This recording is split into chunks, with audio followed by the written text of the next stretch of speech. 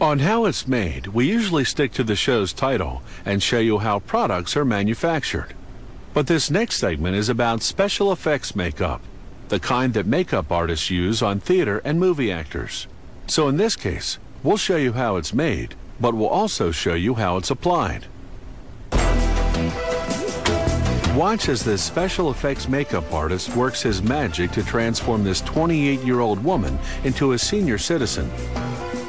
After gelling her hair flat, he glued on a bald cap using a theatrical adhesive called spirit gum. He protects her eyebrows and eyelashes with petroleum jelly, then covers her face in alginate, a material generally used to take dental impressions. Then he applies wet plaster bandages. After 25 minutes, the materials harden into a mask. Now he lines it with plaster. In a half hour, the plaster hardens into a perfect replica of the woman's face. Like putting non-stick spray on a baking pan, he coats the model in a release agent. Then, using professional-grade plasticine, he begins to sculpt an elderly face.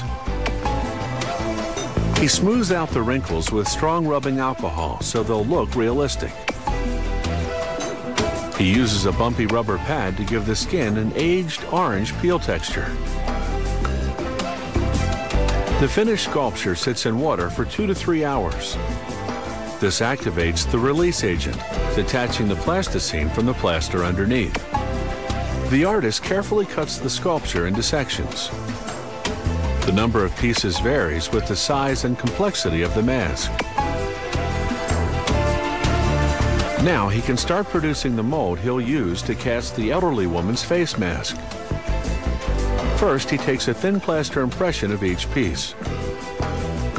Then he coats the impression in plaster to make the positive half of the mold.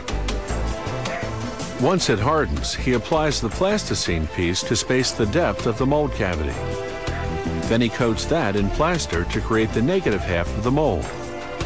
When it hardens, he applies release agent to both mold cavities, pours in hot gelatin, then closes the mold.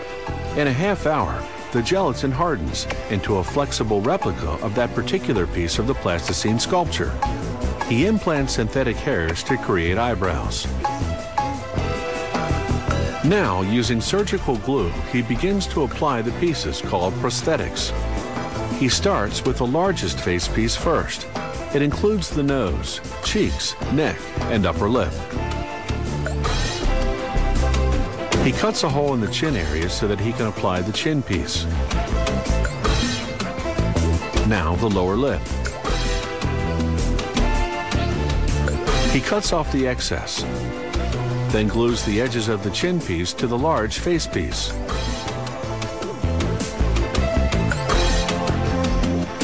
Now for the forehead. Again, he applies glue along the edges to connect it to the rest.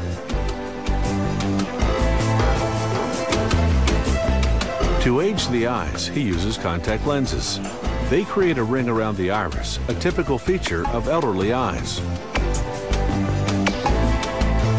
Using tweezers, he applies eye bags, again gluing the edges to the rest of the mask.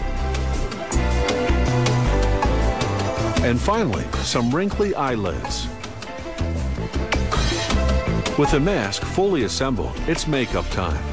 Using a toothbrush, the artist sprays it unevenly over the mask, then smudges it with his fingers. This technique creates a realistic look because the human face, aged skin especially, has color variations. Using a very thin brush, he accentuates some wrinkles by creating depth with a darker color.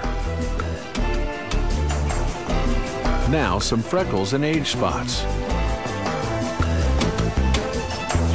And a gray wig.